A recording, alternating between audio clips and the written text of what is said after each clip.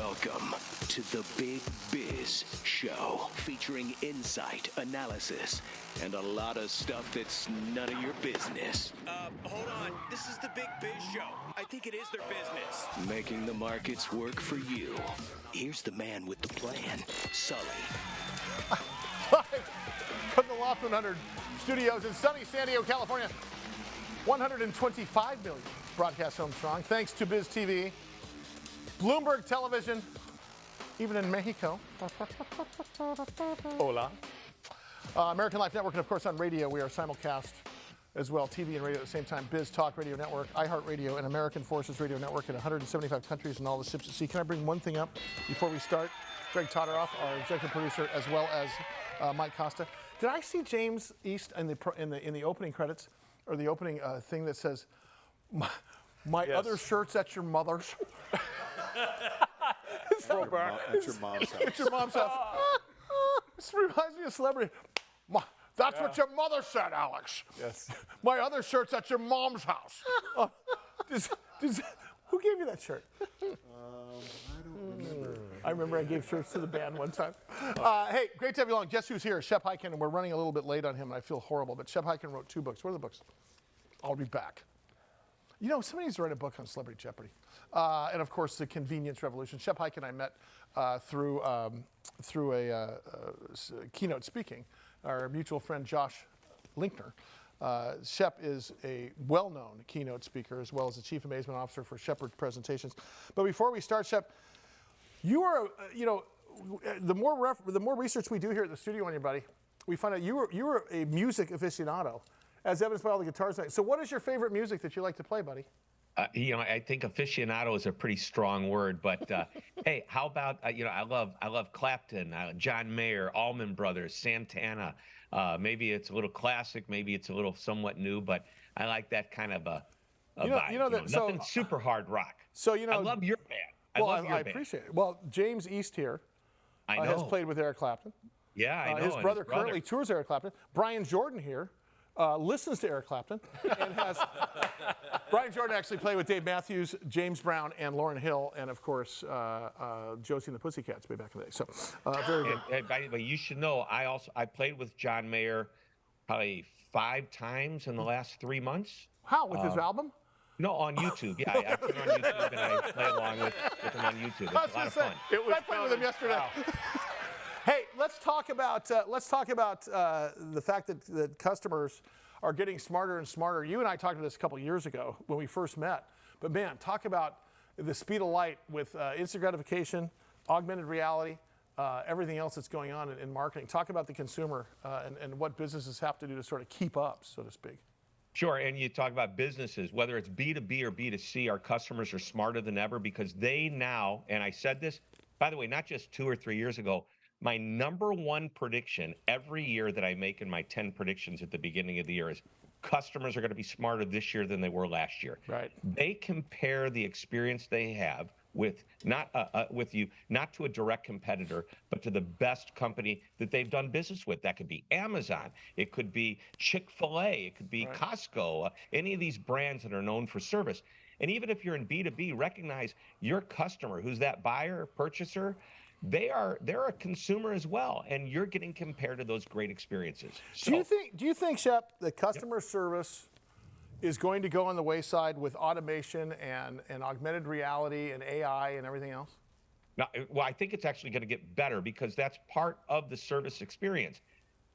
We do our research every year, and the younger generations, Gen Zs and millennials, would rather go digital first before they make a phone call. That said, here's what's happening today with the whole Chat GPT and the generative AI and everything that's happening.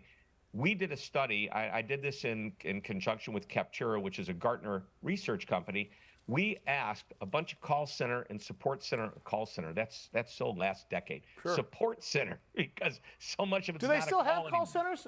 Because first of all, you still talk to people on the phone, but it's the customer support department, and it's text, it's Chat GPT, AI infused bots. Sometimes it's direct connections, messaging, even an email. But here's where I'm going with this. We asked them, because of this AI, Are you decreasing your employees? Are you increasing employees? What are you doing? Only 9% said they were decreasing due to AI. 60 some odd percent say they were increasing the employees they have on the customer support floor, and the rest are just remaining flat. That's amazing that over 60%. Now I'll be interested to see what that number is next year. But what's happening is the amount of time agents are taking with customers is getting longer because all of the easy stuff is being handled digitally. Hey, did you send my order out? When's it going to arrive? What's my bank balance? You know, did you receive my payment? Sure. All those can be answered digitally. You don't have to wait on hold. You don't have to give your mother's social security number and your firstborn child's middle name to get that answer. You can now just do it so easily. Shep, you were also the one who said that AI is getting less expensive.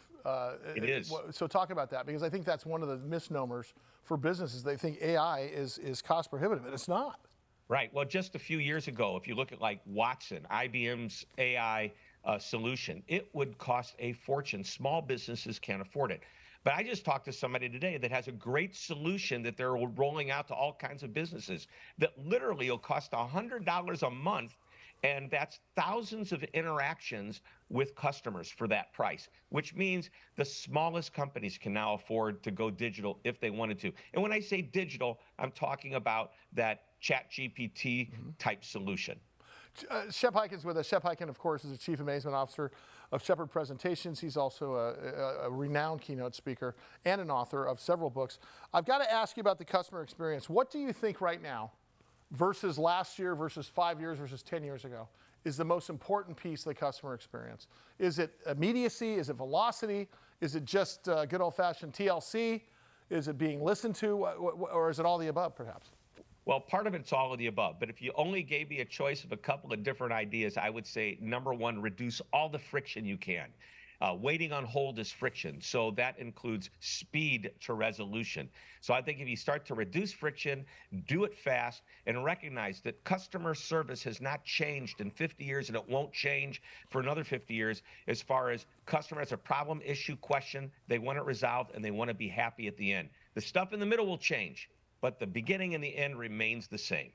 Shep, is in your opinion, with respect to the human touch for customers versus automation, is that killing the experience? And secondly, are there metrics that you would give a big business that apply to all businesses, or are they different for small businesses? Well, every business is going to have different metrics that are important to them. But to answer the first question, did video kill the radio star? Yeah, right. The answer is no.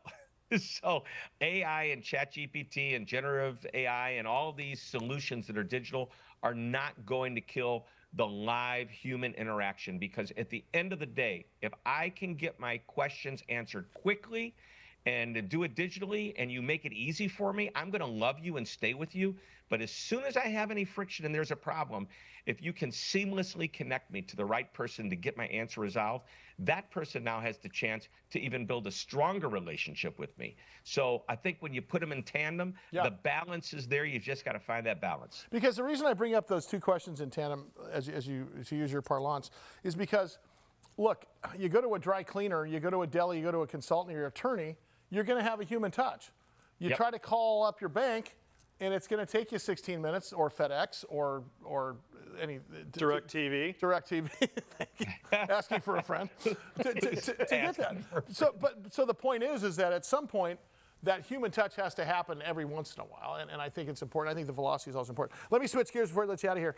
Talk about the keynote speaking business. Are we back in business now post-COVID? Oh, yeah. We've been back. We've been back. It's strong.